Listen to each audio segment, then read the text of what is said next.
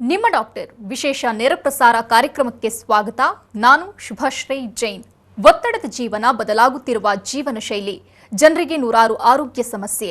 ಯಾವ ಸಮಸ್ಯೆಗೆ ಯಾವ ಚಿಕಿತ್ಸೆ ಅನ್ನೋದೇ ದೊಡ್ಡ ಚಿಂತೆ. ಇಂತಹ ಸಮಸ್ಯೆ ಇರೋರಿಗೆ ಒಂದೇ ವೇದಿಕೆಯಲ್ಲಿ ಸಿಗುತ್ತೆ ಉತ್ತರ. ಇದೇ ಟಿವಿ9ನ ವಿಶೇಷ ಕಾರ್ಯಕ್ರಮ ನಿಮ್ಮ ಡಾಕ್ಟರ್.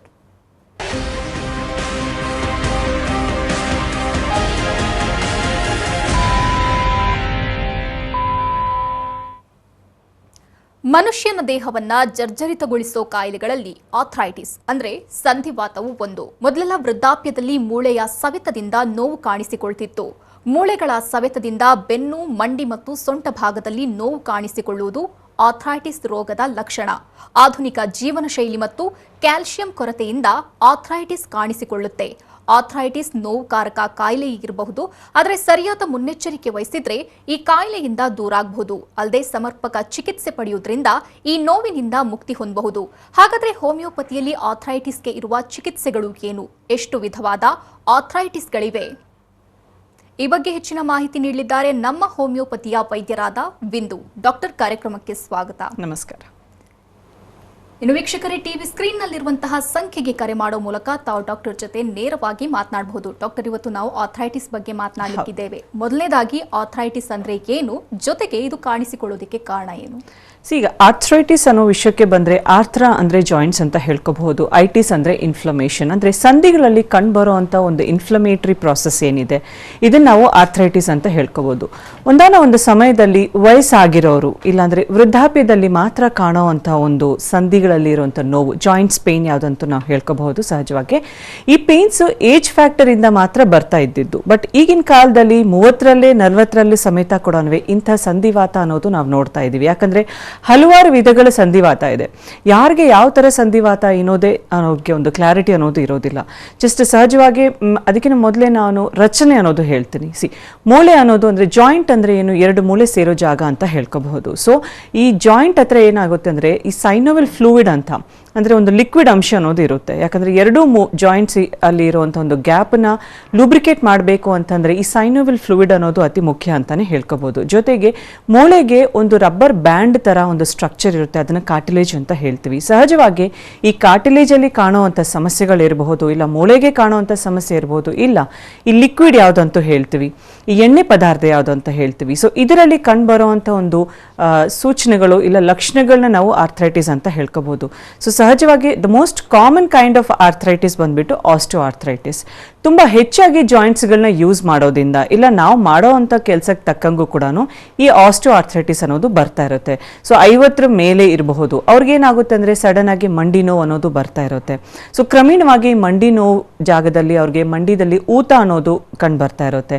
ಮುಟ್ಟಿದಾಗ ತುಂಬಾ ಬಿಸಿ ಅನ್ಸೋದು, ಇಲ್ಲ ಅವ್ರಿಗೆ ತುಂಬಾ ನಡೆಯುವಾಗ ತುಂಬಾ ನೋವು ಅನ್ನೋದು ಕಂಡು ಬರ್ತಾ ಇರುತ್ತೆ. ಸೊ ದೊಡ್ಡ ಜಾಯಿಂಟ್ಸ್ ಅಲ್ಲಿ ಅಂದ್ರೆ ತೂಕ ತಡೆಯೋ ಅಂತ ಜಾಯಿಂಟ್ಸ್ ಅಲ್ಲಿ ಕಾಣೋ ಅಂತ ಒಂದು ನಾವು ಆರ್ಥ್ರೈಟಿಸ್ ನ ಆಸ್ಟೋ ಆರ್ಥ್ರೈಟಿಸ್ ಅಂತ ಹೇಳ್ಕೋಬಹುದು. ಸಹಜವಾಗಿ ಮಂಡಿದಲ್ಲಿ ಇಲ್ಲ ಪಾದಗಳಲ್ಲಿ ಆಂಕಲ್ ಜಾಯಿಂಟ್ ಅಂತ ಹೇಳ್ತೀವಿ, ಇಲ್ಲ ಸೊಂಟದಲ್ಲಿ, ಕತ್ತಲ್ಲಿ. ಸೊ ಈ ಜಾಯಿಂಟ್ಸ್ ಗಳಲ್ಲಿ ಕಾಣುವಂತ ಒಂದು ಚೇಂಜಸ್ ನ ನಾವು ಆಸ್ಟೋ ಆರ್ಥ್ರೈಟಿಸ್ ಅಂತ ಹೇಳ್ಕೋಬಹುದು. ಸಹಜವಾಗ್ಲೂ ಕೂಡ ಇದು ಪುರುಷರಲ್ಲಿ ಕೂಡ ಮಹಿಳೆಯಲ್ಲಿ ಯಾವುದೇ ಜೆಂಡರ್ ಅಲ್ಲಿ ಕೂಡ ಬರಬಹುದು. ದ ಮೋಸ್ಟ್ ಕಾಮನೆಸ್ಟ್ ಅಂದ್ರೆ ಸೆಕೆಂಡ್ ಮೋಸ್ಟ್ ಕಾಮನೆಸ್ಟ್ ನಾವು ಹೇಳ್ಕೋಬೇಕಂತಂದ್ರೆ ರುಮಟಾಯ್ಡ್ ಆರ್ಥ್ರೈಟಿಸ್. ಇತ್ತೀಚೆಗೆ ಇದು ಕೂಡ ತುಂಬಾ ಹೆಚ್ಚಾಗಿ ಕಂಡು ಬರ್ತಾ ಇದೆ. ಈ ಒಂದು ಆರ್ಥ್ರೈಟಿಸ್ ಬಂದ್ಬಿಟ್ಟು ಮಹಿಳೆಯರಲ್ಲಿ ನಾವು ಹೆಚ್ಚಾಗಿ ನೋಡ್ತಾ ಇದ್ವಿ. 30 ವರ್ಷದ ಮೇಲೆ ಇರೋರಿಗೆ ಅಂದ್ರೆ ಮಕ್ಕಳಲ್ಲಿ ಕೂಡ ಜುವಿನೈಲ್ ಆರ್ಥ್ರೈಟಿಸ್ ಬರಬಹುದು. ಬಟ್ ಹೆಚ್ಚಾಗಿ ಲೇಡೀಸ್ ಅಲ್ಲಿ ಈ ಒಂದು ಆರ್ಥ್ರೈಟಿಸ್ 30 ಮೇಲೆ ಬರ್ತಾ ಇರುತ್ತೆ. ಈ ಜಾಯಿಂಟ್ಸ್ ಅಲ್ಲಿ ಏನಾಗುತ್ತೆ ಅಂದ್ರೆ ಈ ಆರ್ಥ್ರೈಟಿಸ್ ಅಲ್ಲಿ ನಮಗೆ ಈ ಚಿಕ್ಕ ಜಾಯಿಂಟ್ಸ್ ಅಲ್ಲಿ, ಯಾಕಂದ್ರೆ ತೂಕ ಅನ್ನೋದು ತಡಿಲಾದ್ರೆ ಇರುವಂತ ಜಾಯಿಂಟ್ಸ್ ಅಂದ್ರೆ ಬೆರಳಲ್ಲಿ ಇರಬಹುದು, ಇಲ್ಲ ಕಾಲ್ ಬೆರಳಲ್ಲಿ ಇರಬಹುದು. ಸಹಜವಾಗಿ ಬೆಳಗ್ಗೆ ಎದ್ದೇಳುವಾಗ ಒಂದು ಸ್ಟಿಫ್ನೆಸ್ ಅನ್ನೋದು ಬರ್ತಾ ಇರುತ್ತೆ, ಎದ್ದೇಳಕ್ಕೆ ತುಂಬಾ ಕಷ್ಟ ಅನಿಸ್ತಾ ಇರುತ್ತೆ. ಎಸ್ಪೆಷಲಿ ಚಳಿಗಾಲದಲ್ಲಿ ಈ ಒಂದು ಸಮಸ್ಯೆ ಅನ್ನೋದು ನಾವು ನೋಡಬಹುದು. ಇದು ಯಾಕೆ ಬರುತ್ತೆ ಅಂತಂದ್ರೆ ನಮ್ಮ ದೇಹದಲ್ಲಿ ಸಹಜವಾಗಿ ಇರುವಂತಹ ಒಂದು ರೋಗ ನಿರೋಧಕ ಶಕ್ತಿ, ನಮಗೆ ಗೊತ್ತಿದೆ ಈ ರೋಗ ನಿರೋಧಕ ಶಕ್ತಿ ನಮ್ಮನ್ನ ಎಲ್ಲಾ ರೀತಿಯಂತ ಕಾಯಿಲೆಗಳಿಂದ ಕಾಪಾಡಬೇಕಾಗಿರುತ್ತೆ. ಬಟ್ ನಿಮ್ಮ ರೋಗ ನಿರೋಧಕ ಶಕ್ತಿನೇ ನಿಮ್ಮ ಜಾಯಿಂಟ್ಸ್ ನ ಡ್ಯಾಮೇಜ್ ಮಾಡಕ್ಕೆ ಶುರು ಮಾಡಿದಾಗ ನಾವು ಆಟೋ ಇಮ್ಯೂನ್ ಡಿಸೀಸ್ ಅಂತ ಹೇಳ್ತೀವಿ. ಅದು ಕೂಡ ರುಮಟಾಯ್ಡ್ ಆರ್ಥ್ರೈಟಿಸ್ ಅನ್ನೋವಂಥದ್ದು ನಾವು ಸಹಜವಾಗಿ ನೋಡ್ತಾ ಇದ್ದೀವಿ. ಬಟ್ ಇನ್ನು ಕೆಲವೊಂದು ಆರ್ಥ್ರೈಟಿಸ್, ಈಗ ಲೇಡೀಸ್ ವಿಷಯಕ್ಕೆ ಬಂದ್ರೆ ರುಮಟಾಯ್ಡ್ ಆರ್ಥ್ರೈಟಿಸ್, ಅದೇ ತರ ಪುರುಷರಲ್ಲಿ ಕೂಡ ನಾವು ಪ್ರತ್ಯೇಕವಾಗಿ ನೋಡಬಹುದು. ಎಲ್ಲಾ ರೀತಿ ಆರ್ಥ್ರೈಟಿಸ್ ಎಲ್ಲ ಜೆಂಡರ್ ಅಲ್ಲಿ ಬರುತ್ತೆ, ಬಟ್ ಹೆಚ್ಚಾಗಿ ನಾವು ಆ ಜೆಂಡರ್ ಅಲ್ಲಿ ನೋಡಬಹುದು ಅಂತ. ಸೊ ಗೌಟಿ ಆರ್ಥ್ರೈಟಿಸ್ ಈಗ ನಮಗೆ ಗೊತ್ತಿದೆ ನಮ್ಮ ಅಭ್ಯಾಸಗಳು ಹೆಚ್ಚಾಗಿ ನಾನ್ ವೆಜ್ ಸೇವನೆ ಮಾಡೋದಾಗಿರಲಿ, ಇಲ್ಲ ತುಂಬ ಡ್ರಿಂಕ್ಸ್ ಅಭ್ಯಾಸ ಇರೋರಾಗಿರಲಿ, ಇಲ್ಲ ಸ್ಮೋಕಿಂಗ್ ಮಾಡೋರಾಗಿರಲಿ. ಸೊ ಇದು ಪ್ರತ್ಯೇಕವಾಗಿ ಮೆಟಬಾಲಿಕ್ ಸಂಬಂಧಪಟ್ಟ ಕಾಯಿಲೆ ಅಂತಾನೆ ಹೇಳ್ಕೋಬಹುದು. ಇದರಿಂದ ಏನಾಗುತ್ತೆ ಅಂದರೆ ತಿಂದಿರೋಂಥ ಪ್ರೋಟೀನ್ ಅಂಶ ಏನಂತ ಇರುತ್ತೆ ಅದು ಜೀರ್ಣ ಆಗಿ ಯೂರಿಕ್ ಆ್ಯಸಿಡ್ ಅಂತ ಅಂಶ ಅನ್ನೋದು ಉತ್ಪತ್ತಿ ಮಾಡ್ತಾ ಇರುತ್ತೆ. ಯೂರಿಕ್ ಆ್ಯಸಿಡ್ ಬಂದ್ಬಿಟ್ಟು ಯೂರಿನಿಂದ ಆಚೆ ಹೋಗಬೇಕಾಗಿರೋಂಥ ಅಂಶ. ಬಟ್ ಕೆಲವೊಬ್ಬರಿಗೆ ಅವರು ಒಬೇಸಿಟಿ ಸಮಸ್ಯೆ ಇರಬಹುದು, ಅನುವಂಶೀಯ ಕಾರಣಗಳಿರಬಹುದು, ಇಲ್ಲ ಅವರಾಗೆ ಅವರು ಮೆಟಬಾಲಿಕ್ ಡಿಸಾರ್ಡರ್ನ ಅವ್ರಿಗೆ ಬಂದಿರಬಹುದು. ಅದರಿಂದ ಏನಾಗುತ್ತೆ ಅಂದರೆ ಯೂರಿಕ್ ಆ್ಯಸಿಡ್ ಅನ್ನೋದು ಯೂರಿನಿಂದ ಆಚೆ ಹೋಗೋದಕ್ಕಿಂತ ಅವ್ರ ದೇಹದ ಒಳಗಡೆನೆ ಅಕ್ಯುಮುಲೇಟ್ ಆಗೋಕ್ಕೆ ಶುರು ಆಗುತ್ತೆ. ಅಂದರೆ ರಕ್ತದಲ್ಲಿ ಯೂರಿಕ್ ಆ್ಯಸಿಡ್ ಅಂಶ ಅನ್ನೋದು ಕ್ರಮೇಣವಾಗಿ ಹೆಚ್ಚಾಗಿ ಹೋಗ್ತಾ ಇರುತ್ತೆ. ಸೊ ಆ ಅಂಶ ಅಂದರೆ ಮೇನ್ಲಿ ನಾವು 6ಗಿಂತ ಹೆಚ್ಚಾಗಿ ಯೂರಿಕ್ ಆ್ಯಸಿಡ್ ಲೆವೆಲ್ಸ್ನ ನೋಡಿದ್ರೆ ಅವ್ರಿಗೆ ಗೌಟ್ ಅಂತ ಹೇಳಬಹುದು. ಈ ಒಂದು ಯೂರಿಕ್ ಆ್ಯಸಿಡ್ ಬಂದ್ಬಿಟ್ಟು ರಕ್ತದಲ್ಲಿರುವಾಗ ಒಂದು ನೀರಿನ ಅಂಶ ಥರ ಇರ್ತಾ ಇರುತ್ತೆ. ಬಟ್ ಅದು ಎಕ್ಸೀಡ್ ಆದಾಗ ಅದು ಯೂರಿನ್ ಅಂದರೆ ನಿಮ್ಮ ರಕ್ತದಿಂದ ಆಚೆ ಬಂದು ಸಂಧಿಗಳಲ್ಲಿ ಇಲ್ಲ ಕಂಡ್ರಗಳಲ್ಲಿ ಅದು ಸೇರ್ಕೊಂಡಾಗ ಗಾಜು ಪೀಸಸ್ ಥರ ನಮಗೆ ಎಫೆಕ್ಟ್ ಆಗ್ತಾ ಇರುತ್ತೆ. ಸೊ ಈ ಒಂದು ಆರ್ಥ್ರೈಟಿಸ್ನ ನಾವು ಗೌಟಿ ಆರ್ಥ್ರೈಟಿಸ್ ಅಂತ ಹೇಳ್ಕೋಬಹುದು. ಇದು ಪ್ರಮುಖವಾಗಿ ಪ್ರೈಮರಿ ಆರ್ಥ್ರೈಟಿಸ್ ಅಂದರೆ ಮೊದಲನೇದಾಗಿ ನಿಮಗೆ ಕಾಣುವಂಥ ಸಂಧಿವಾತ ನಿಮ್ಮ ಸಂಧಿಗಳಲ್ಲಿ ಕಂಡು ಬರ್ತಾ ಇರುತ್ತೆ. ಸೊ ಇನ್ನೊಂದು ಸೆಕೆಂಡ್ರಿ ಆರ್ಥ್ರೈಟಿಸ್ ಅಂದರೆ ಆಲ್ರೆಡಿ ದೇಹದಲ್ಲಿ ಹಲವಾರು ಕಾಯಿಲೆಗಳು ಇರ್ತಾ ಇರುತ್ತೆ, ಅದರಿಂದ ನಿಮಗೆ ಸೆಕೆಂಡ್ರಿ ಆಗಿ ಸಂಧಿವಾತ ಅನ್ನೋದು ಬರ್ತಾ ಇರುತ್ತೆ. ಫಾರ್ ಎಕ್ಸಾಂಪಲ್ ಸೋರಿಯಾಸಿಸ್ ಇರಬಹುದು. ಸೋರಿಯಾಸಿಸ್ ಅನ್ನೋದು ಚರ್ಮಗೆ ಸಂಬಂಧಪಟ್ಟ ಒಂದು ರೋಗ ನಿರೋಧಕ ಶಕ್ತಿ ಅಂದರೆ ಆಟೋ ಇಮ್ಯೂನ್ ಡಿಸೀಸ್ಗೆ ಸಂಬಂಧಪಟ್ಟ ಕಾಯಿಲೆ. ಚರ್ಮದಲ್ಲಿ ಹೊಟ್ಟು ಥರ ಉದುರ್ತಾ ಇರೋವಂಥ ಒಂದು ಸೋರಿಯಾಸಿಸ್ ಕ್ರಮೇಣವಾಗಿ ಇಲ್ಲ ನಾವು ಎಷ್ಟೊಂದು ಟ್ರೀಟ್ಮೆಂಟ್ ತಗೊಂಡು ಅದನ್ನು ತುಂಬ ಸಪ್ರೆಸ್ ಮಾಡಿದ ನಂತರ ಕಾಯಿಲೆ ಅನ್ನೋದು ಒಳಗಡೆಗೆ ಹೋಗ್ತಾ ಇರುತ್ತೆ. ಒಳಗಡೆ ಹೋಗಿ ಅದು ನಿಮ್ಮ ಸಂಧಿಗಳಲ್ಲಿ ಎಫೆಕ್ಟ್ ಆದಾಗ ನಾವು ಸೋರಿಯಾಟಿಕ್ ಆರ್ಥ್ರೈಟಿಸ್ ಅಂತ ಹೇಳ್ತೀವಿ. ಅದೇ ಥರ ನಮಗೆ ರುಮ್ಯಾಟಿಕ್ ಈಗಂತೂ ನಾವು ನೋಡ್ತಾ ಇದ್ದೀವಿ, ತುಂಬ ನೆಗಡಿ, ಕೆಮ್ಮು, ಗಂಟ್ಲು ನೋವು, ಥ್ರೋಟ್ ಇರಿಟೇಷನ್ಸ್ ಎಲ್ಲ ತುಂಬ ಹೆಚ್ಚಾಗಿದೆ. ಈ ಥರ ಒಂದು ಇನ್ಫೆಕ್ಷನ್ಸ್ನ ನಾವು ಸ್ಟ್ರೆಪ್ಟೋಕಾಕಲ್ ಇನ್ಫೆಕ್ಷನ್ಸ್ ಅಂತ ಹೇಳ್ಕೋಬಹುದು. ಇಂಥ ಸಮಯದಲ್ಲಿ ಏನಾಗುತ್ತೆ ಅಂದರೆ ಕ್ರಮೇಣವಾಗಿ ಆ ಥ್ರೋಟ್ ಇನ್ಫೆಕ್ಷನ್ಸ್ ನಿಮಗೆ ಜಾಯಿಂಟ್ಸಲ್ಲಿ ಕೂಡ ಎಫೆಕ್ಟ್ ಆಗ್ತಾ ಇರುತ್ತೆ. ಇದನ್ನು ರುಮ್ಯಾಟಿಕ್ ಆರ್ಥ್ರೈಟಿಸ್ ಅಂತ ಹೇಳ್ಕೋಬಹುದು. ಇಂಥ ರುಮ್ಯಾಟಿಕ್ ಆರ್ಥ್ರೈಟಿಸಲ್ಲಿ ಹಾರ್ಟ್ ಪ್ರಾಬ್ಲಮ್ ಕೂಡ ನಾವು ನೋಡ್ತಾ ಇದ್ವಿ, ಅಂದರೆ ರುಮ್ಯಾಟಿಕ್ ಹಾರ್ಟ್ ಡಿಸೀಸ್ ಅಂತ ಹೇಳ್ಕೋಬಹುದು. ಈ ರೀತಿ ಹಲವಾರು ಜಾಯಿಂಟ್ಸ್ ಇನ್ಫ್ಲಮೇಟರಿ ಡಿಸೀಸಸ್ ಅನ್ನೋದು ವಯಸ್ಸು ವ್ಯತ್ಯಾಸ ಇಲ್ಲದೇನೆ ನಾವು ಇತ್ತೀಚೆಗೆ ನೋಡ್ತಾ ಇದ್ದೀವಿ. ಓಕೆ ಡಾಕ್ಟರ್, ಕಾಲರ್ ಇದ್ದಾರೆ ಮೊಹಮ್ಮದ್ ಅಂತ ಬೆಂಗಳೂರಿನಿಂದ ಕರೆ ಮಾಡಿದ್ದಾರೆ. ನಮಸ್ತೆ ಮೊಹಮ್ಮದ್ ಅವರೇ. ಓಕೆ, ಕರೆ ಕಟ್ ಆಗಿದೆ ಡಾಕ್ಟರ್. ಇನ್ನು ಲಕ್ಷಣಗಳ ಬಗ್ಗೆ ಹೇಳೋದಾದ್ರೆ ಸಾಮಾನ್ಯ ನೋವಿಗೂ ಆರ್ಥ್ರೈಟಿಸ್ಗೂ ಡಿಫ್ರೆನ್ಸ್ ಇದೆ, ಹೇಗೆ ಗುರುತಿಸೋದು? ನಾರ್ಮಲ್ ಆಗಿ ನೋವು ಅನ್ನೋದು ಪೇಷಂಟ್ಗೆ ಒಂದು ಸೂಚನೆ. ಬಟ್ ಅದು ಯಾವ ಥರ ನೋವು, ಅವ್ರಿಗೆ ಎಷ್ಟು ದಿವಸದಿಂದ ಈ ನೋವು ಬರ್ತಾ ಇದೆ, ಇಲ್ಲ ಅದು ರೆಸ್ಟ್ ತಗೊಂಡಾಗ ಕಡಿಮೆ ಆಗ್ತಾ ಇದೆ ಅನ್ನೋದು ಎಲ್ಲ ರೀತಿಯಂತ ಗಮನ ಕೊಡಬೇಕಾಗಿರುತ್ತೆ. ಸಹಜವಾಗಿ ಏನಾಗುತ್ತೆ ಅಂದರೆ ಅವ್ರ ಡೈಲಿ ಆ್ಯಕ್ಟಿವಿಟೀಸಲ್ಲಿ ಯಾವುದೇ ಥರ ತೊಂದರೆ ಇಲ್ಲ, ಬಟ್ ಆದರೂ ಕೂಡ ಸಂಧಿಗಳಲ್ಲಿ ಇಲ್ಲ ಬೇರೆ ರೀತಿಯಂಥ ನೋವುಗಳು ಬರ್ತಾ ಇದ್ದಾಗ ತಾನಾಗಿ ಪೇನ್ ಕಿಲ್ಲರ್ಸ್ ತೊಗೊಂಡು ಕಡಿಮೆ ಮಾಡೋವಂಥ ಜನನೇ ಹೆಚ್ಚಾಗಿರ್ತಾರೆ. ಇಂಥದ್ರಲ್ಲಿ ಏನಾಗುತ್ತೆ ಅಂದರೆ ಕ್ರಮೇಣವಾಗಿ ಕಾಯಿಲೆ ಅನ್ನೋದು ನೆಕ್ಸ್ಟ್ ಲೆವೆಲ್ಗೆ ಹೋಗ್ತಾ ಇದ್ದಾಗ ಈವನ್ ವರ್ಕ್ಗೂ ಹೋಗೋ ಇಲ್ಲ ಅವರು ಡೈಲಿ ಆ್ಯಕ್ಟಿವಿಟೀಸಲ್ಲಿ ಕೂಡ ತೊಂದರೆ ಕಂಡು ಬಂದಾಗ ಆಲ್ರೆಡಿ ಆಗಬೇಕಾಗಿರೋ ಡ್ಯಾಮೇಜ್ ಅನ್ನೋದು ಆಗಿರ್ತಾ ಇರುತ್ತೆ. ಸೊ ನಾವು ಗೊತ್ತಿದೆ ತುಂಬ ಬ್ಯುಸಿ ಲೈಫ್ ಇದೆ, ತುಂಬ ಸ್ಟ್ರೆಸ್ಫುಲ್ ಲೈಫ್ ಅನ್ನೋದು ನಾವು ಲೀಡ್ ಮಾಡ್ತಾ ಇದ್ವಿ. ಇಂಥದ್ರಲ್ಲಿ ಫಿಸಿಕಲ್ ಆಗಿ ತುಂಬ ಎಕ್ಸ್ಟ್ರಾ ಸ್ಟ್ರೆಸ್ ಆಗಿದ್ದೀವಿ ಅಂತಂದರೆ ಮಸಲ್ ಪೇಯ್ನ್ ಬರೋದು, ಇಲ್ಲ ಅಲ್ಲಲ್ಲಿ ನಮಗೆ ಬ್ಯಾಕ್ ಪೇಯ್ನ್ ಬರೋದು, ಇವೆಲ್ಲ ಪೇಯ್ನ್ ಬರೋದು ಸಹಜ. ಸ್ಟಾರ್ಟಿಂಗ್ ಸ್ಟೇಜಸ್ ಅಲ್ಲಿ ನಮಗೆ ಬರುವಂಥ ಪೇಯ್ನ್ಗಳು ಬಂದ್ಬಿಟ್ಟು ಕ್ಯಾಲ್ಶಿಯಂ ಡೆಫಿಷಿಯನ್ಸಿ ಇಲ್ಲ ವೈಟಮಿನ್ ಡಿ ಡೆಫಿಷಿಯನ್ಸಿಯಿಂದಾನೇ ಇರುತ್ತೆ. ಬಟ್ ನಾವು ಅದನ್ನ ನೆಗ್ಲೆಕ್ಟ್ ಮಾಡ್ಕೊಂಡು ಹೋಗ್ತೀವಿ. ತೀರಾ ತುಂಬ ಜಾಸ್ತಿ ಆದಾಗ ಆರ್ಥ್ರೈಟಿಸ್ಗೆ ತಿರ್ಕೊಳ್ತಾ ಇರುತ್ತೆ. ಸೊ ಲಕ್ಷಣಗಳು ಹೇಳಬೇಕು ಅಂತಂದರೆ ಸಹಜವಾಗಿ ಪ್ರತಿಯೊಂದು ಆರ್ಥ್ರೈಟಿಸಲ್ಲಿ ಕಂಡುಬರೋದು ನೋವು. ಸೊ ಸಹಜವಾಗಿ ಸಂಧಿಗಳಲ್ಲಿ ನೋವು ಬರ್ತಾ ಇರುತ್ತೆ. ಅದು ಅತಿ ಆಯಿತು ಅಂತಂದರೆ ಊತ ಬರ್ಬೋದು, ಫ್ರಿಕ್ಷನಿಂದ ತುಂಬ ನೋವು ಬರ್ತಾ ಇರುತ್ತೆ. ಅದ್ರ ಜೊತೆಗೆ ಅವ್ರಿಗೆ ಮುಟ್ಟಿದಾಗ ತುಂಬ ಬಿಸಿ ಅನ್ನಿಸ್ತಾ ಇರುತ್ತೆ, ಸ್ವೆಲ್ಲಿಂಗ್ ಕೂಡ. ಈ ರೀತಿ ಲಕ್ಷಣಗಳು ನಿಮ್ಗೆ ಏನಾದರೂ ಸಂಧಿಗಳಲ್ಲಿ ಕಂಡು ಬರ್ತಾ ಇದ್ದಾಗ ಡೆಫಿನೆಟ್ಲಿ ಇದು ಆರ್ಥ್ರೈಟಿಸ್ ಸೂಚನೆ ಅಂತಾನೆ ನಾವು ಹೇಳ್ಕೋಬಹುದು. ಓಕೆ ಡಾಕ್ಟರ್, ಕಾಲರ್ ಇದ್ದಾರೆ ಕೊಡಗಿನಿಂದ ರಮೇಶ್ ಅಂತ ಕರೆ ಮಾಡಿದ್ದಾರೆ. ನಮಸ್ತೆ ರಮೇಶ್ ಅವರೇ. ನಮಸ್ಕಾರ ಮೇಡಮ್. ಡಾಕ್ಟರ್ ಇದ್ದಾರೆ, ಮಾತನಾಡಿ. ಹಲೋ, ನಮಸ್ಕಾರ. ನಮಸ್ತೆ ರಮೇಶ್ ಅವರೇ, ಏನ್ ಸಮಸ್ಯೆ ಇದೆ ಹೇಳಿ. ನನಗೆ ಸೊಂಟದ ಕೆಳಗೆ ಒಂದು ಜಾಯಿಂಟ್ ಬರ್ತದಲ್ಲ ಮೇಡಮ್, ಹೌದು ಹೌದು ಹೌದು. ಅದು ನೋವು ಮೇಡಮ್. ಅದು 4-5 ವರ್ಷ ಆಯ್ತು. ಓಕೆ. ಅದು ಆಕ್ಚುಲಿ ಏನಂದ್ರೆ ನಾನು ಕೆಳಗೆ ಬಿದ್ದಿದ್ದು. ಓಕೆ ಓಕೆ, ನಾನು ನೆಕ್ಸ್ಟ್ ಅದೇ ಕೇಳಕ್ ಹೋಗಿದ್ದೆ, ನೀವೇನಾದ್ರೂ ಬಿದ್ದಿದ್ರ ಅಂತ ಹೇಳಿ. ಬಿದ್ದಿದ್ದು. Okay okay. ಅವಾಗ ಸುಸ್ತಾಗಿದಂಗೆ ಇತ್ತು ಕಾಲು. ಓಕೆ. ನನಗೆ ಏನ್ ಗೊತ್ತಾಗಿಲ್ಲ, ನಾನು ನಾರ್ಮಲ್ ಆಗಿ ಕೆಲಸ ಎಲ್ಲ ಮಾಡ್ತಾ ಇದ್ದೆ. ಓಕೆ. ಹೋಯ್ತಾ ಹೋಯ್ತಾ ಹೋಯ್ತಾ ತುಂಬಾ ನೋವು ಕೊಡ್ತಾ ಇದೆ. ತಮ್ಮ ವಯಸ್ಸು ಎಷ್ಟು? 41 ಮೇಡಮ್. ಓಕೆ. ವೆಯ್ಟ್ ಏನಾದ್ರೂ ನೀವು ತುಂಬಾ ಹೆಚ್ಚಾಗಿದ್ದೀರಾ ರಮೇಶ್ ಅವರೇ? ಇಲ್ಲ ಇಲ್ಲ ಮೇಡಮ್, ಅದೇ ಒಂದು 60. ಓಕೆ. ಏನ್ ಕೆಲಸ ಮಾಡ್ತೀರಾ ತಾವು? ತುಂಬಾ ಕೂತ್ಕೊಂಡು ಕೆಲಸ ಮಾಡ್ತೀರಾ ನೀವು? ಇಲ್ಲ ಇಲ್ಲ ಮೇಡಮ್, ತೋಟಗಾರಿಕೆ. ತೋಟಕ್ಕೆ ಹೋಗ್ತೀರಾ. ಓಕೆ. ಸಹಜವಾಗಿ ನಿಮ್ಮ ಹತ್ರನೇ ಉತ್ತರ ಇದೆ ಯಾಕೆ ಈ ಪ್ರಾಬ್ಲಮ್ ಬಂದಿದೆ ಅಂತ ಹೇಳಿ. ನನ್ನ ಪ್ರಕಾರ ಏನಂದ್ರೆ, ನೀವು ಬಿದ್ದಾಗ ನಿಮ್ದು ಅದು ಟೈಲ್ ಬೋನ್ ಅಂತ ಹೇಳ್ತೀವಿ, ತುದಿನಲ್ಲಿ ಇರುತ್ತಲ್ಲ, ಅದು ಒಂದೊಂದ್ಸತಿ ತುಂಬಾ ಏಟು ಬಿದ್ದಾಗ ಅದು ಕ್ರಮೇಣವಾಗಿ ನಮಗೆ ನೋವು ಅನ್ನೋದು ಕೊಡ್ತಾ ಹೋಗುತ್ತೆ. ಜೊತೆಗೆ ಅದು ಫಸ್ಟ್ ಆಫ್ ಆಲ್ ನಾವು ನೆಗ್ಲೆಕ್ಟ್ ಮಾಡ್ತೀವಿ, ಯಾಕಂದ್ರೆ ಬಿದ್ದಾಗ ನಮ್ಗೆ ಅಷ್ಟು ಮಟ್ಟಿಗೆ ಇಂಪ್ಯಾಕ್ಟ್ ಗೊತ್ತಾಗಲ್ಲ.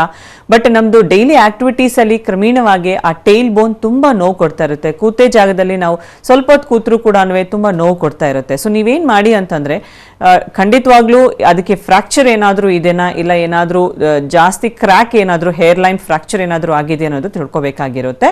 ಬಟ್ ಅದಕ್ಕಿಂತ ಮೊದಲನೇದಾಗಿ ನಿಮಗೆ ಇದು ಡಾಕ್ಟರ್ ಹತ್ರ ತೋರಿಸ್ಕೋಬೇಕು ಅಂತಂದ್ರೆ, ಹತ್ರದಲ್ಲಿರುವಂಥ ನಮ್ಮ ಹೋಮಿಯೋಪತಿ ಶಾಖೆಗೆ ಒಂದ್ಸತಿ ಹೋಗಿ ಭೇಟಿ ಆಗಿ, ಅದು ಟೈಲ್ ಬೋನ್ ಫ್ರಾಕ್ಚರಾ ಇಲ್ಲ ಬೇರೆ ರೀತಿಯಂತ ಮೂಳೆಗೆ ಸಂಬಂಧಪಟ್ಟ ಹಾಗೆ ಸಮಸ್ಯೆ ಅನ್ನೋದು ಕೂಡ ಡಾಕ್ಟರ್ ನಿಮಗೆ ನೋಡಿ ಅದನ್ನು ತಿಳಿಸ್ತಾರೆ. ಅವಶ್ಯಕತೆ ಇದ್ರೆ ಮಾತ್ರನೇ ಪರೀಕ್ಷೆ ಹೇಳ್ತಾರೆ, ಇಲ್ಲ ಡೈರೆಕ್ಟ್ ಆಗಿ ಚಿಕಿತ್ಸೆ ಕೂಡ ಶುರು ಮಾಡಿಕೊಂಡು ನಿಮ್ಮ ಸಮಸ್ಯೆನ ನೀವು ಸಾಲ್ವ್ ಮಾಡ್ಕೋಬಹುದು. ಥ್ಯಾಂಕ್ ಯು ರಮೇಶ್ ಅವರೇ ಕರೆ ಮಾಡಿದ್ದಕ್ಕಾಗಿ. ಡಾಕ್ಟರ್, ಇನ್ನು ಆರ್ಥ್ರೈಟಿಸ್ ಇರುವಂಥವರು ಯಾವೆಲ್ಲ ಟೆಸ್ಟ್ಗಳನ್ನು ಮಾಡಬೇಕಾಗತ್ತೆ? ಸಹಜವಾಗಿ ಜನ ಅನ್ನೋದು ಟೆಸ್ಟ್ಗಳಿಗೆ ಹೆದರ್ತಾ ಇರ್ತಾರೆ. ಯಾಕಂದ್ರೆ ಏನಾದರೂ ರಕ್ತ ಪರೀಕ್ಷೆ ಮಾಡಿಸಿದಾಗ ಏನು ಕಾಯಿಲೆ ಬಂದ್ಬಿಡುತ್ತೋ, ನಮಗೆ ಗೊತ್ತಾಗ್ಬಿಡುತ್ತೋ ಅನ್ನೋಂಥ ನೆಗ್ಲಿಜೆನ್ಸೇ ನಾನು ಹೆಚ್ಚಾಗಿ ಜನದಲ್ಲಿ ನೋಡ್ತಾ ಇರ್ತೀವಿ ನಮ್ಮ ಪ್ರಾಕ್ಟೀಸಲ್ಲಿ. ಸೊ ಮೇನ್ಲಿ ಪ್ರಾಬ್ಲಮ್ ಅನ್ನೋದು ನಾವು ಪರೀಕ್ಷೆ ಮಾಡಿಸಿದಾಗ, ನಮ್ಮ ಪ್ರಾಬ್ಲಮ್ ಸ್ಟಾರ್ಟಿಂಗ್ ಸ್ಟೇಜಸ್ ಅಲ್ಲಿ ತಿಳ್ಕೊಂಡಾಗ ನಮಗೆ ಅದು ಕಡಿಮೆ ಸಮಯದಲ್ಲೇ ವಿದೌಟ್ ಸೈಡ್ ಎಫೆಕ್ಟ್ಸ್ ಆಗಿರ್ಬೋದು, ಹೋಮಿಯೋಪತಿ ಅನ್ನೋಂಥ ಚಿಕಿತ್ಸೆದಿಂದ ನಾವು ಕ್ಲಿಯರ್ ಮಾಡ್ಕೋಬಹುದು. ಬಟ್ ಅಂಥದ್ರಲ್ಲಿ ಜನ ಏನು ಮಾಡ್ತಾರೆ ಅಂದರೆ, ಪೇನ್ ಕಿಲ್ಲರ್ಸ್ ತಗೊಂಡು ಅದನ್ನು ತಡೆಗಟ್ತಾ ಇರ್ತಾರೆ. ಇಲ್ಲ ಇವತ್ತು ನನಗೆ ಟೈಮ್ ಸಾಕಾಗ್ತಾ ಇಲ್ಲ ಡಾಕ್ಟರ್ನ ಭೇಟಿ ಆಗೋದಕ್ಕೆ, ಇಲ್ಲ ಟೆಸ್ಟ್ ಮಾಡೋಕ್ಕೆ ಸಮಯದಿಲ್ಲ ಅಂದರೆ, ಹೆಲ್ತ್ಗಿಂತನೂ ಅವರು ಡೈಲಿ ಅಂದರೆ ವರ್ಕ್ ಅನ್ನೋದು ತುಂಬ ಇಂಪಾರ್ಟೆಂಟ್ ಆಗಿದೆ. ತೀರಾ ಈ ಪ್ರಾಬ್ಲಮ್ನ ನೆಗ್ಲೆಕ್ಟ್ ಮಾಡಿದಾಗ ಏನಾಗುತ್ತೆ ಅಂದರೆ, ವರ್ಕ್ ಹೋಗೋದಕ್ಕೇನೆ ಅವ್ರಿಗೆ ತೊಂದರೆ ಅನ್ನೋದು ಆಗ್ತಾ ಇರುತ್ತೆ. ಫಾರ್ ಎಕ್ಸಾಂಪಲ್, ಈಗ ಜನರಲೈಸ್ಡ್ ಆಗಿ ಆರ್ಥ್ರೈಟಿಸ್ ವಿಷಯದಲ್ಲಿ ತಗೋಬೇಕಂತಂದ್ರೆ ತುಂಬ ಅಡ್ವಾನ್ಸ್ಡ್ ಆಗಿ ಅವ್ರಿಗೆ ಕಾಂಪ್ಲಿಕೇಟ್ ಆಗಿದೆ ಅಂತ ಅಂದಾಗ ಎಕ್ಸ್ರೇದಲ್ಲಿ ಇಲ್ಲ MRIದಲ್ಲಿ ನಮಗೆ ಗೊತ್ತಾಗುತ್ತೆ ಎಷ್ಟು ಮಟ್ಟಿಗೆ ಅವ್ರ ಮೂಳೆ ಅನ್ನೋದು ಸೌದಿದೆ ಅಂತ ಹೇಳಿ. ಬಟ್ ಮೊದಲನೇದಾಗಿ ಅವ್ರಿಗೆ ಯಾವ ಪ್ರಕಾರ ಸಂಧಿವಾತ ಇದೆ ಅನ್ನೋದು ನಾವು ತಿಳ್ಕೊಬೇಕು. ಯಾಕಂದ್ರೆ ನಮ್ಮ ಹೋಮಿಯೋಪತಿನಲ್ಲಿ ಕೊಡೋವಂಥ ಒಂದು ಸ್ಪೆಷಾಲಿಟಿ ಟ್ರೀಟ್ಮೆಂಟ್ ಏನಿದೆ, ಫಸ್ಟ್ ಆಫ್ ಆಲ್ ಡಯಾಗ್ನೋಸಿಸ್ ನಾವು ಮಾಡಬೇಕು. ಯಾಕಂದ್ರೆ ಪ್ರತಿ ವಯಸ್ಸಾಗಿರೋರು ಎಲ್ರಿಗೂ ಜಾಯಿಂಟ್ ಪೇನ್ ಅನ್ನೋದು ಒಂದೇ ಸಮ ಅಂತ ಅನ್ಕೋತಾ ಇರ್ತಾರೆ. ಬಟ್ ಅವ್ರಿಗೆ ಯಾವ ರೀತಿ ಈ ಒಂದು ಸಂಧಿವಾತ ಬಂದಿದೆ, ರೊಮಟೈಡ್ ಆರ್ಥ್ರೈಟಿಸ್ ಅಂತ ಅಂದಾಗ ನಮಗೆ ರಕ್ತ ಪರೀಕ್ಷೆದಲ್ಲಿ ಗೊತ್ತಾಗುತ್ತೆ ಅವ್ರಿಗೆ RA ಫ್ಯಾಕ್ಟರ್ ಪಾಸಿಟಿವ್ ಇದೆನಾ ಇಲ್ಲ ಅಂತ ಹೇಳಿ. ಸಹಜವಾಗಿ RA factor in case negative ಇದ್ರೂ ಕೂಡ ಕಾಣುವಂಥ ಲಕ್ಷಣಗಳನ್ನ ನೋಡಿ ನಾವು ಡಯಾಗ್ನೋಸ್ ಅನ್ನೋದು ಮಾಡ್ಬೋದು. ಸೊ ಅಂಥ ಒಂದು ಸಂಧಿವಾತನ ನಾವು ಸೀರೋ ನೆಗೆಟಿವ್ ಆರ್ಥ್ರೈಟಿಸ್ ಅಂತ ಹೇಳ್ತಾ ಇರ್ತೀವಿ.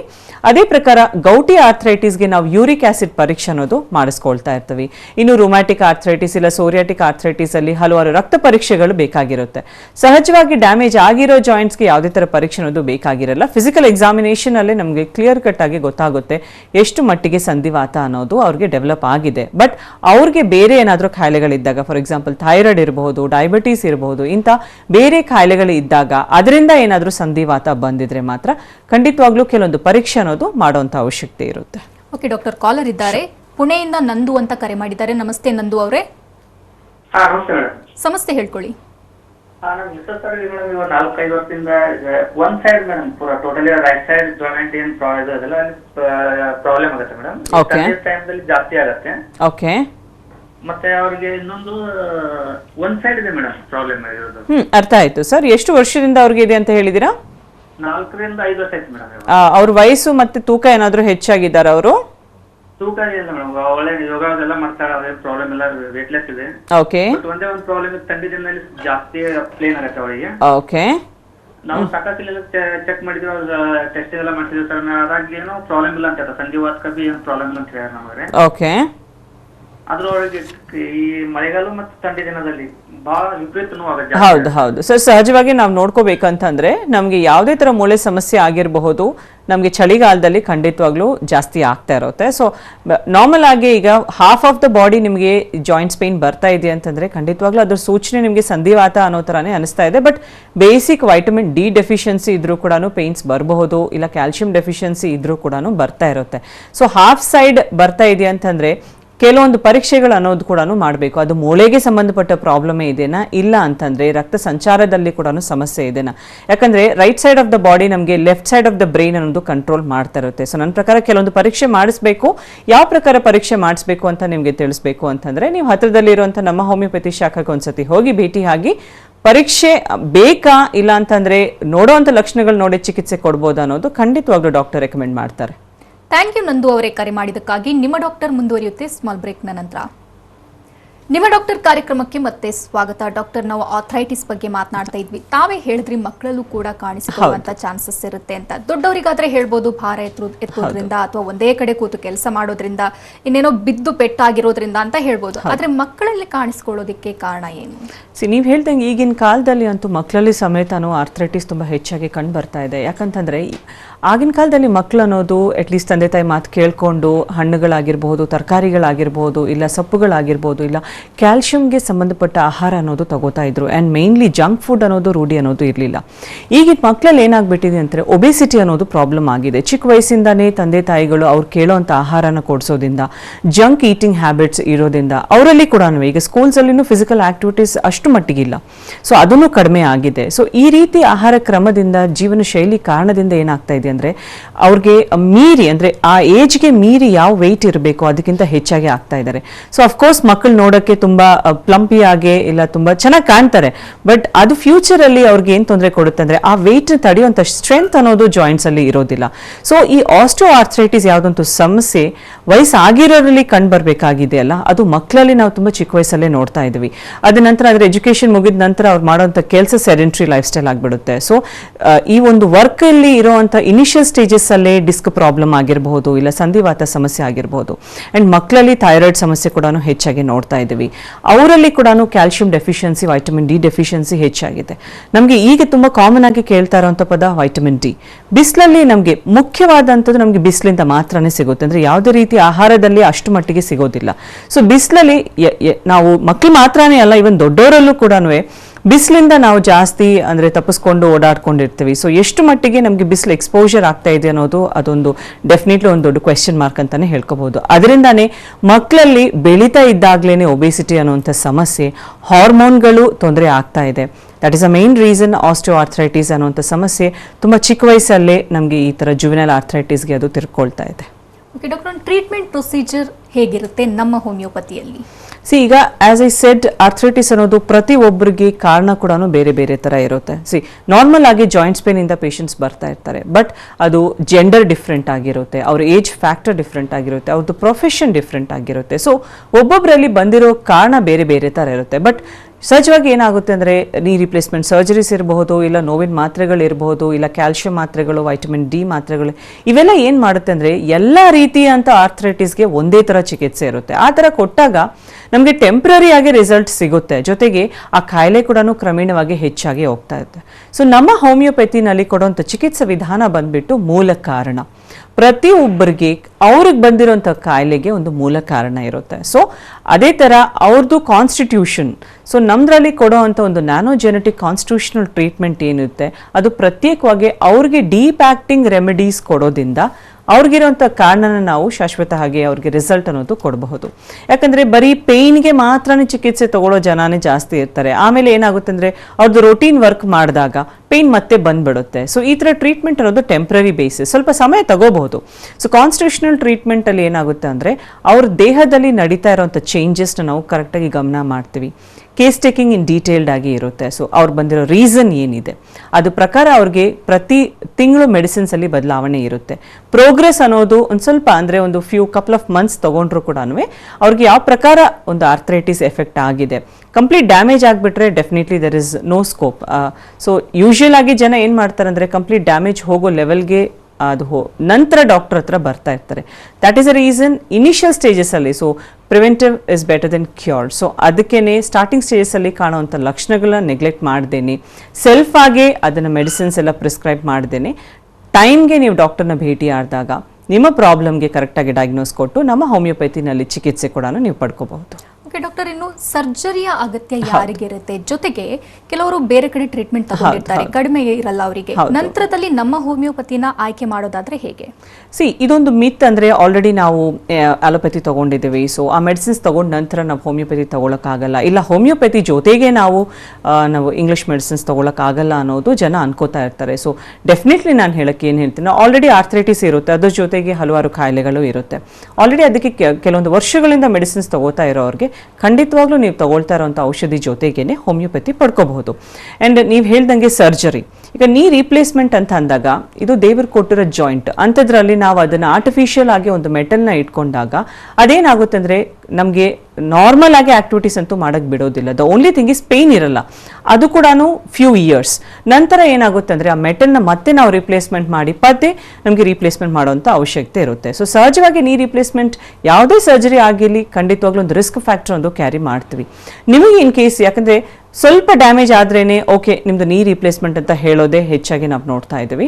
ಸೊ ಅಂಥದ್ರಲ್ಲಿ ಇನ್ ಕೇಸ್ ನಿಮ್ಗೆ ಆ ಥರ ಸರ್ಜರಿ ಅಡ್ವೈಸ್ ಮಾಡಿದ್ದಾರೆ ಅಂತಂದ್ರೆ ಖಂಡಿತವಾಗ್ಲೂ ಒಂದು ಸೆಕೆಂಡ್ ಒಪಿನಿಯನ್ ನೀವು ನಮ್ಮ ಹೋಮಿಯೋಪತಿನಲ್ಲಿ ತಗೊಂಡಾಗ ನಿಮಗೆ ಗೊತ್ತಾಗುತ್ತೆ ಈ ಪ್ರಾಬ್ಲಮ್ಗೆ ನೀ ರಿಪ್ಲೇಸ್ಮೆಂಟ್ ಇಲ್ಲ ಸರ್ಜರಿ ಒಂದೇ ಪರಿಹಾರ ಅಲ್ಲ, ಔಷಧಿಯಿಂದ ಕೂಡ ಅಂಡ್ ನಾವು ಕೊಡೋವಂಥ ಹೋಮಿಯೋಪತಿ ಚಿಕಿತ್ಸಾ ವಿಧಾನದಿಂದ ಡೆಫಿನೆಟ್ಲಿ ಸರ್ಜರಿ ಇಲ್ದೇನೆ ಅವ್ರಿಗೆ ಒಂದು ಪರ್ಮನೆಂಟ್ ಸೊಲ್ಯೂಷನ್ ಅನ್ನೋದು ನಾವು ಕೊಡಬಹುದು. ಡಾಕ್ಟರ್, ತಾವೇ ಹೇಳ್ತಿದ್ರಿ ಆಹಾರ ಪದ್ಧತಿಯ ಏರುಪೇರಿನಿಂದನೂ ಆರ್ಥರೈಟಿಸ್ ಕಾಣಿಸಿಕೊಳ್ಳುತ್ತೆ ಅಂತ. ಹಾಗಾದ್ರೆ ಹೇಗಿರಬೇಕು ಆಹಾರ ಪದ್ಧತಿ? See that depends. ಅವ್ರಿಗಿರುವಂಥ ಆರ್ಥರೈಟಿಸ್ ಅಲ್ಲಿ ಡೆಫಿನೆಟ್ಲಿ ಈ ಒಂದು ಡೈಟ್ ಪ್ಲಾನ್ ಏನಿರುತ್ತೆ ಅದು ತುಂಬ ಇಂಪಾರ್ಟೆಂಟ್ ಆಗಿರುತ್ತೆ. ಫಾರ್ ಎಕ್ಸಾಂಪಲ್ ಆರ್ಥರೈಟಿಸ್ ಇದೆ, ಅವ್ರದ್ದು ಓವರ್ ವೆಯ್ಟ್ ಪ್ರಾಬ್ಲಮ್ ಇದೆ. ವಯಸ್ಸಾಗಿರೋರಲ್ಲಿ ಏನಂತಾರೆ ಅಂದರೆ ನೀವು ಫಸ್ಟ್ ವೆಯ್ಟ್ನ ರೆಡ್ಯೂಸ್ ಮಾಡಿ ನಂತರ ನಿಮ್ಮ ನೀ ಪೇನ್ ಕಡಿಮೆ ಆಗುತ್ತೆ. ನಾವು ಪ್ರಾಕ್ಟಿಕಲ್ ಆಗಿ ಯೋಚನೆ ಮಾಡಬೇಕು. ಆಲ್ರೆಡಿ ಅವ್ರಿಗೆ ಮಂಡಿ ನೋವಿದೆ, ಜೊತೆಗೆ ಓವರ್ ವೆಯ್ಟ್ ಕೂಡ ಪ್ರಾಬ್ಲಮ್ ಇದೆ. ಅಂಥವ್ರಿಗೆ ನಾವು ನೀ ಪ್ರಾಬ್ಲಮ್ಗೆ ಅವ್ರ ವೆಯ್ಟ್ ರೆಡ್ಯೂಸ್ ಮಾಡಬೇಕಂತಂದ್ರೆ ವಾಕಿಂಗ್ ಮಾಡಬೇಕು, ಬಟ್ ನೀ ಅವ್ರಿಗೆ ಸಪೋರ್ಟ್ ಮಾಡೋದಿಲ್ಲ. ಅಂಥದ್ರಲ್ಲಿ ಅವ್ರು ಒಂದೇ ಕಡೆ ಇದ್ದಾಗ ಸೆಡೆಂಟ್ರಿ ಲೈಫ್ ಸ್ಟೈಲಲ್ಲಿ ಅವ್ರು ಫಾಲೋ ಮಾಡಿದಾಗ ವೆಯ್ಟ್ ಇನ್ನೂ ಇನ್ಕ್ರೀಸ್ ಆಗುತ್ತೆ. ವೆಯ್ಟ್ ಕಡಿಮೆ ಆಗೋದು ಬಿಡಿ, ವೆಯ್ಟ್ ಇನ್ನೂ ಇನ್ಕ್ರೀಸ್ ಆಗುತ್ತೆ. ಅದರದ್ದು ಪ್ರಭಾವ ನಿಮ್ಮ ಜಾಯಿಂಟ್ಸ್ ಮೇಲೆ ಬಿದ್ದು ಮಂಡಿ ನೋವು ಇನ್ನೂ ಜಾಸ್ತಿ ಆಗುತ್ತೆ. ಸೊ ಫಸ್ಟ್ ನಾವೇನು ಮಾಡಬೇಕಂದ್ರೆ ಅವ್ರಿಗೆ ನೀ ಪೇಯ್ನ ರೆಡ್ಯೂಸ್ ಮಾಡಿದಾಗ ಅಷ್ಟು ಮಟ್ಟಿಗೆ ಅಂದರೆ ಸ್ವಲ್ಪ ವಾಕಿಂಗ್ ಮಾಡೋ ಅಷ್ಟು ಮಟ್ಟಿಗೆ ಅವ್ರಿಗೆ ಕಡಿಮೆ ಮಾಡಿಸ್ಕೊಂಡಾಗ ಸ್ವಲ್ಪ ಫಿಸಿಕಲ್ ಆಗಿ ಆಕ್ಟಿವ್ ಆದಾಗ ಡೈಟ್ ಅನ್ನೋದು ತುಂಬ ಇಂಪಾರ್ಟೆಂಟ್ ರೋಲ್ ಪ್ಲೇ ಮಾಡುತ್ತೆ. ಆವಾಗ ಡೈಟ್ ಅವ್ರಿಗೆ ಫಾಲೋ ಮಾಡಿ ಅಂದರೆ ಕ್ಯಾಲರೀಸ್ ಅಂತ ಆಹಾರ ಕಡಿಮೆ ಮಾಡಿ, ಯಾರೇ ಆಗಿರಲಿ ಒಂದು ಸರ್ಟನ್ ಏಜ್ ಆದಮೇಲೆ ಜಂಕ್ ಫುಡ್ ಆಹಾರ ಕ್ರಮ ಇರಬಹುದು, ಇಲ್ಲ ತುಂಬ ನಾನ್ ವೆಜ್ ಸೇವನೆ ಮಾಡೋದಾಗಿರ್ಬೋದು, ಇಂಥ ಕೆಲವೊಂದು ರೆಸ್ಟ್ರಿಕ್ಷನ್ಸ್ ಅನ್ನೋದು ಮಾಡಬೇಕಾಗಿರುತ್ತೆ. ಅಂಥವರಲ್ಲಿ ಡೈಟ್ ಫಾಲೋ ಮಾಡಿದಾಗ ವೆಯ್ಟ್ ರೆಡ್ಯೂಸ್ ಆದರೆ ಒಂದು ಪಾಸಿಟಿವ್ ಸೈಕಲ್ ಅನ್ನೋದು ದೇಹದಲ್ಲಿ ಓಡ್ತಾ ಇದ್ದಾಗ ವೆಯ್ಟ್ ರೆಡ್ಯೂಸ್ ಆಗ್ತಾ ಇರುತ್ತೆ. ಜೊತೆಗೆ ಕೊಡೋಂಥ ಟ್ರೀಟ್ಮೆಂಟ್ ಇಂದ ಅವರು ಜಾಯಿಂಟ್ಸ್ ಕೂಡ ಸಾಕಷ್ಟು ಸ್ಟ್ರೆಂತ್ ಅನ್ನೋದು ಬರುತ್ತೆ. ಓಕೆ ಡಾಕ್ಟರ್, ಆರ್ಥರೈಟಿಸ್ ಬಗ್ಗೆ ಸಾಕಷ್ಟು ಮಾಹಿತಿ ನೀಡಿದ್ರಿ. Thank you so much. Thank you. ಇನ್ನು ವೀಕ್ಷಕರೇ, ಡಾಕ್ಟರ್ ಅನ್ನ ನೇರವಾಗಿ ಭೇಟಿಯಾಗಬೇಕು ಅಂದ್ರೆ ಅಡ್ರೆಸ್ ಪ್ಲೇಟ್ ಇಂತಿದೆ. ನಮ್ಮ ಹೋಮಿಯೋಪತಿ ಬೆಂಗಳೂರು ಶಾಖೆಗಳು ಮಲ್ಲೇಶ್ವರಂ, ಜಯನಗರ. ಇತರೆ ಶಾಖೆಗಳು ಹುಬ್ಬಳ್ಳಿ, ಮೈಸೂರು, ದಾವಣಗೆರೆ, ಕಲಬುರಗಿ, ಹಾಸನ, ಶಿವಮೊಗ್ಗ, ಹೊಸಪೇಟೆ, ಬೆಳಗಾವಿ, ಉಡುಪಿ. ಇತರ ಶಾಖೆಗಳು ಮಹಾರಾಷ್ಟ್ರ, ಮುಂಬೈ, ಪುಣೆ, ಸೋಲಾಪುರ, ಖೋಲಾಪುರ, ನಾಗ್ಪುರ, ಔರಂಗಾಬಾದ್, ನಾಸಿಕ್. ದೂರವಾಣಿ ಸಂಖ್ಯೆ 96-202-402-400.